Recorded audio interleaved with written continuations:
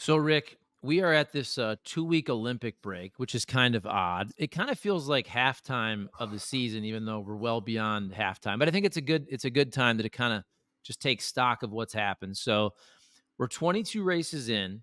You have four more races until the playoffs. It's interesting too. I feel like this has happened the last couple of years. William Byron always seems to kind of dominate early, then he goes away for a while, and it feels like Kyle Larson's season, not just because he just won, but all the hoopla with attempting the double, and he's got 4 wins. Obviously, Denny Hamlin's really strong. Just give us your take on we'll call it it's like baseball. The All-Star break doesn't happen at the half. It's always a little past, it's 90 games. So give us your take on the season here at the Olympic break. Well, you know what the thing about our current playoff system is we kind of get caught up in, or during the year we get caught up in who's running. It's like you said, Byron earlier, right? And everybody's like, man, he's going to win the championship. He's got this in the bag. And we were here. I read that a while from one of the journalists. He's got that in the bag. Uh, there's another dude, I forget which one it was doing real well. And the Christopher same, Bell. yeah, he was one of them. But there's somebody else. But anyhow, he's got it in the bag, right? And I'm like, guys, it comes down to one race in Phoenix and Yep. who happens to have the right spring and shot combination that day. But to get there, you got to get to the final four at Phoenix, right? That to me, the significance of all the stuff we can talk about is who are those final four going to be, right? Because to me, that's just to Rick Mast. All right, it's more intriguing to me the four that get to Phoenix to have a shot than the one that actually wins it that day, because one race it's like playing. It's like the NBA playoffs. We play 7 games, World Series 7 games, right? It's not a one race or one game deal because anything can go on. Anybody can beat anybody on one day in any professional sport. We all know that. It's true with NASCAR, but to be one of those four that are contended for the championship at Phoenix, that's to me is the intriguing part. That's the part that I think should be talked about and focused on. Well, this team to get to the final four, to get to the final four, to get to the final four, is this team capable of doing that? And instead of that, we're like, who's going to win the championship? Hell, I don't know who's going to win the championship, but I could give you a better idea who the top four are going to be. And you just mentioned them, right? Larson and Hamlin, and gosh, I don't know who the other two might be. If somebody gets on a roll, I always go back to the year Tony Stewart won the championship. Tony running like crap, not doing well. His chances of making it were bad. And they interviewed him. Tony says, I don't even want to talk about the championship because no better than we're running. We don't deserve to be in it. We couldn't win it if we did, right? 3 months later, he's our friggin' champion. Yeah. They found a little combination on their car with a shock or spring or whatever setup they were doing.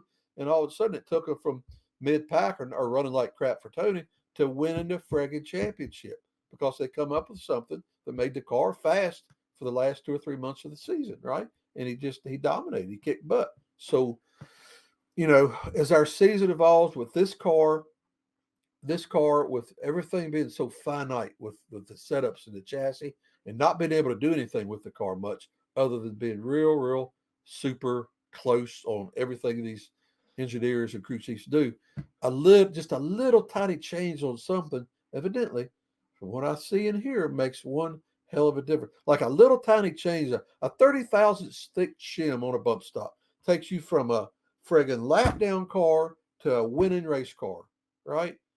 Hell, in the day we would read tape measures, right? You look at a 16th of an inch was pretty small. An eighth is like okay, and we're talking 20 or 30 thousandths, right?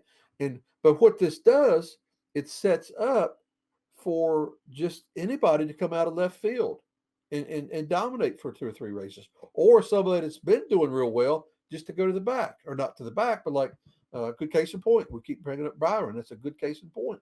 You know, the 9 car, they're steady every week. He won a race, but you're not. I don't think anybody's thinking right now he's a championship candidate. But again, who are those top four? Who the top four are going to get there? And today's time in our sport, it's so friggin' hard to look at somebody right now in July and say, you know what, come November, they're going to win this thing. They're going to be in the top four. There's no doubt. Is just wait. There was a point in time in our series when it was like that. Somebody get on something, the chassis was working right, aerodynamically, whatever. They had a deal, and it would usually last 6, 8 months, sometimes a year before other people picked up on it, or something else was better. Somebody beat you something else. But today, the way these cars are, man, it can change from week to week, and it's that's what I've picked. You asked the question. That's what I've noticed about the year so far. We just can't. I don't know how they put bet. I don't know how the betting odds work in Vegas on this. I don't know how you could possibly sit there in Vegas and put these odds on. All they do that. You know, you could do it after practice and qualifying pretty good if you're at the event, but to do it, a week or two out, nah, couldn't do that, man. It's just I don't know. It's a different deal right now. It's a different sport or a different look. The way you got to look at that to me. 2024 NASCAR Cup Series Championship betting odds, and I'll hold it. I'll read it off for folks Okay. here.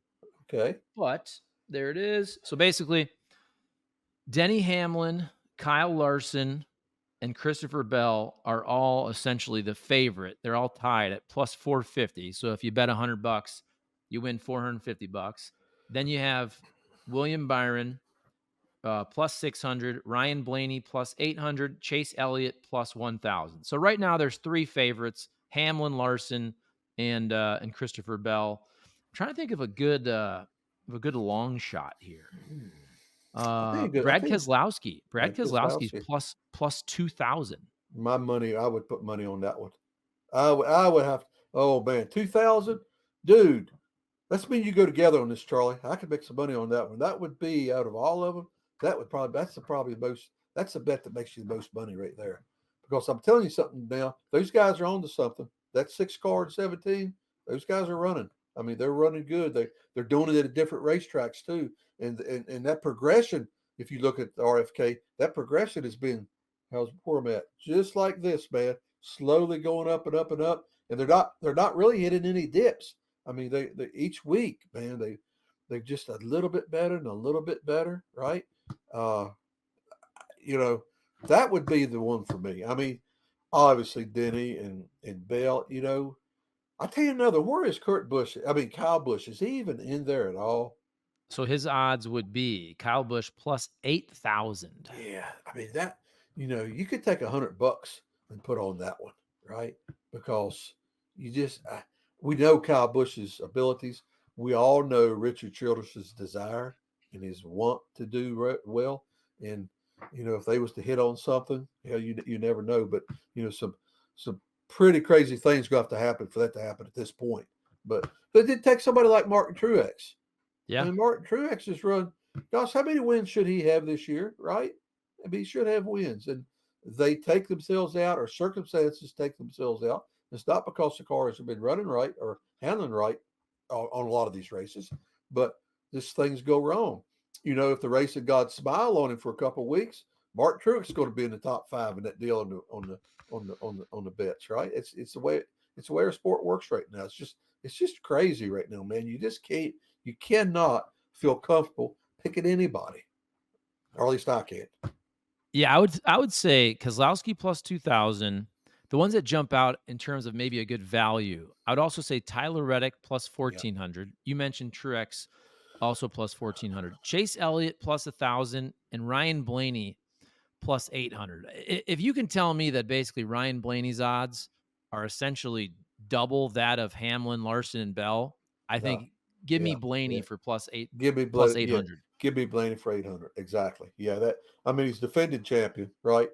Obviously, obviously, they've got a good deal worked out for Phoenix, and that's the deal. All right, you get to Phoenix, it's that one race, but to get to Phoenix is one of those 4 guys, right? I feel like if you go to Phoenix right now with Blaney in and any other the 3 guys you want to pick, Blaney wins it just because they have such a good setup going at Phoenix right now, and the 22 car did too, right? And so But again, we back up to the four guys are going to get there. And yeah, I don't know how you put Keselowski that far down. Oh, I do. He hasn't shown it. What have you done lately, right? Show me what you've done lately. And I don't know, man. It's too hard to figure out right now. You just can't do it, Charlie. Like my dad said one time, you can't bet on a race. This was in the 70s. The biggest idiot in the world would bet on a race. Too many things could go wrong, right? Caution flags, flat tires, and that's all that stuff still holds true today. Except I think now it's even harder because of the way these cars are and what you got to do to make them run fast.